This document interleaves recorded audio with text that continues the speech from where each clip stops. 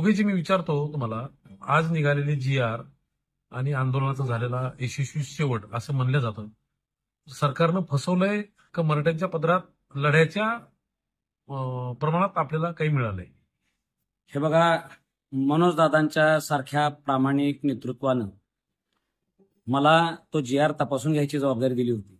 काय याच्यात बघा, काय उणिवा असतील तर सांगा. आणि तिथंच आम्ही तपासलो. त्याच्या शब्दांमध्ये बऱ्याचपैकी पद्धतीने फेरफार केला गेलेला आहे. त्याच्यामध्ये कन्फ्युजन ठेवलं गेलेलं आहे, जेणेकरून येणाऱ्या हजारो मराठ्यांना, येणाऱ्या अनेक पिढ्यांना त्याचा त्रास होणार आहे. मनोजदादांना अनेक वकिलांनी घेरले आणि त्यांना मिसगाईड केलेलं आहे. माझं असं स्पष्ट म्हणणं आहे की सरकारनं आपल्याला फसवलेलं आहे. मनोजदादांनी अजूनही संयम बाळगावा. आम्ही त्यांच्या नेतृत्वात लढायला आजही तयार आहोत. ते आमच्यासाठी दैवत आहे. पण त्या जी.आर.चा बारकावा जर आपण वाचला तर आपल्याला त्याच्यातल्या अनेक उणिवा लक्षात येतील. हा जी.आर. कोणाला लाभाला मिळू शकतो?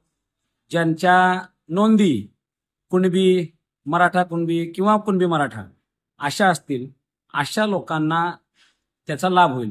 पण मग ह्यात वेगळं काय आहे? शिंदे समितीनं तर ते आधीच शोधलेलं आहे. बरं, अजून सोप्या भाषेत सांगतो, ज्या ज्या लोकांना शिंदे समितीच्या माध्यमातून नोंदी मिळालेल्या आहेत त्यांनाच तेवढा ह्यातला फायदा होणार आहे. दुसरी गोष्ट सांगतो, ज्या गावांमध्ये मराठा समाजाला नोंदच सापडलेली नाही अशाला अजिबात काही लाभ होणार नाही. आम्ही असाच ग्रह करत होतो, समजत होतो की हैदराबाद गॅझेटियर लागू करणं म्हणजेच तिथले सगळे मराठे कुणबी आहेत किंवा मराठा कुणबी आहेत किंवा कुणबी मराठा आहेत असं त्याच्यामध्ये कुठेही स्पष्टता नाही. आणि हैदराबाद गॅझेटियरच्या बाबतीत अनेक कायदेतज्ञांनी माझ्याशी चर्चा केलेली आहे. ह्या जी.आर.ला सुद्धा चॅलेंज करता येईल. याच्यातनं मराठ्यांच्या हातात पदरात काही मिळालेलं नाही. माझ्या दादांना ही विनंती आहे. दादांना मी हे सत्य सांगत असताना त्यांच्या जवळच्या लोकांनी मला थोडंसं दूर केलं. नंतर दादाने सुद्धा मला थोडंसं दूर केलं.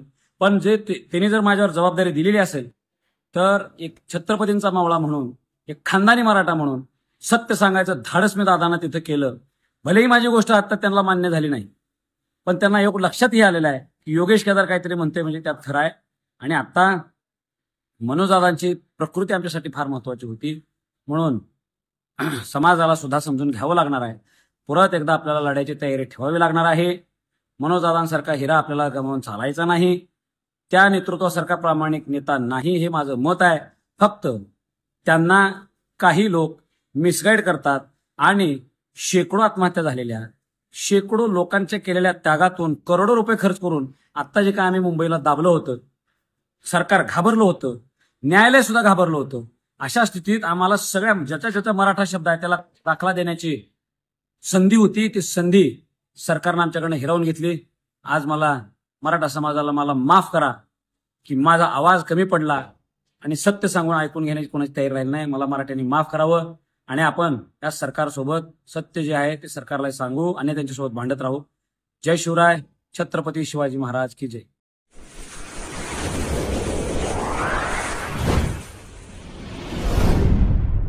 वीर महाराष्ट्र न्यूज चॅनलला लाईक आणि सबस्क्राईब करा. धन्यवाद.